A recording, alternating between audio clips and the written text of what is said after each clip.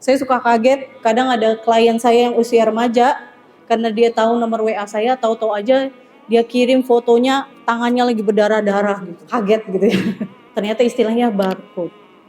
Terus keinginan pengen bunuh diri.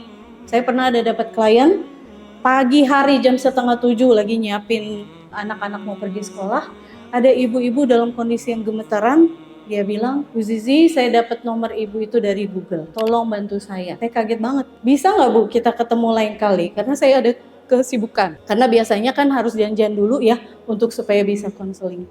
Terus kata ibu itu, dia nggak ngomong panjang, dia bilang, Bu, tadi malam saya hampir saja mau menjatuhkan diri saya dari jembatan layang. Pinta kenapa saya tergerak untuk cari konselor dan dapatlah ibu. Udahlah, langsung tanpa babi bu saya bilang, tolong ibu berikan saya waktu setengah jam untuk saya bisa mempersiapkan anak saya sekolah. Tunggu saya ya di ruang konseling. Dalam kondisi yang dia gemeteran, kedinginan, karena dari tadi malam rupanya dia tidak pulang ke rumah. Langsung dari lokasi jembatan layang itu dia datang ke rumah saya, naik motor, dan dia bilang bahwa saya sudah nggak sanggup lagi. Nah, orang-orang yang seperti ini, itu karena dia tidak ada self-worth-nya lagi. Ngerasa bahwa dirinya sendirian, bahwa dia merasa bahwa nggak ada gunanya lagi untuk hidup. Makanya teman-teman, bahaya banget nih kalau kalian follow atau mengikuti sosok-sosok yang menormalisasi tentang kegalauan, bercandaan-bercandaan yang sifatnya suicidal atau pengen bunuh diri atau menyakiti diri sendiri, lama-lama bakal terpengaruh. Konsumsi informasi kita berupa musik, film, tontonan, bacaan, itu bisa mempengaruhi cara berpikir kita. Itulah kenapa makanya ketika kita di pondok ini, steril kita dari segala itu semua. Punya masalah dikit gitu ya sama orang tua, langsung kita mikir bahwa orang tua udah gak sayang lagi, udah gak peduli sama kita. Hanya karena orang tua lupa jenguk aja ya, udah langsung overthinking macem-macem. Makanya guys, bangunlah self-worth. Dan salah satunya adalah apa?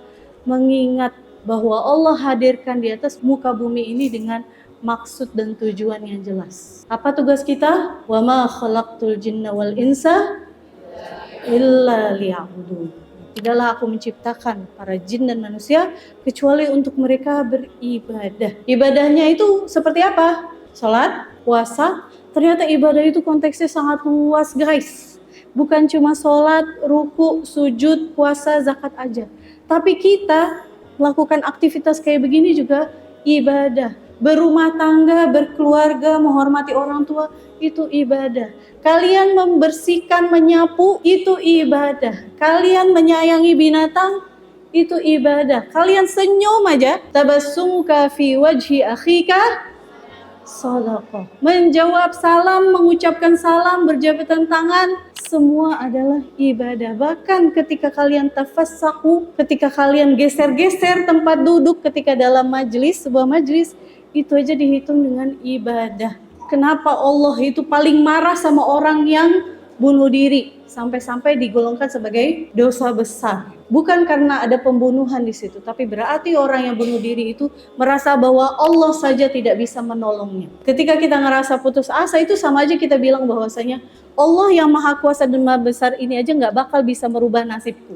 Makanya lebih baik aku mengakhiri hidupku aja. Itu makanya Allah sangat murka sekali. Lanjut Kak, siapa yang tahu tentang lafaz ini? Bismillahirrahmanirrahim.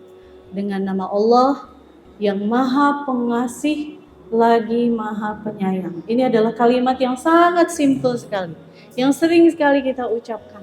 Tapi mungkin nggak begitu kita menghayatinya. Kalau kita resapi guys, niscaya kita yakin kemanapun kita pergi, bagaimanapun kondisi kita, kita lagi lapar, kita lagi sedih, kita lagi galau, kita lagi happy, kita yakin bahwa ada Allah yang maha pengasih, lagi maha penyayang yang selalunya menjaga kita. Apalagi Rasulullah Shallallahu Alaihi Wasallam sampai di akhir hayatnya saja memikirkan kita, dan Rasul hampir tiap malam menangisi kita, memikirkan nasib umatnya, apakah mereka nantinya akan diazab. Kalau ada momennya kalian meragukan atau overthinking, negative thinking, segeralah kalian dialogkan itu kepada Allah Subhanahu wa taala.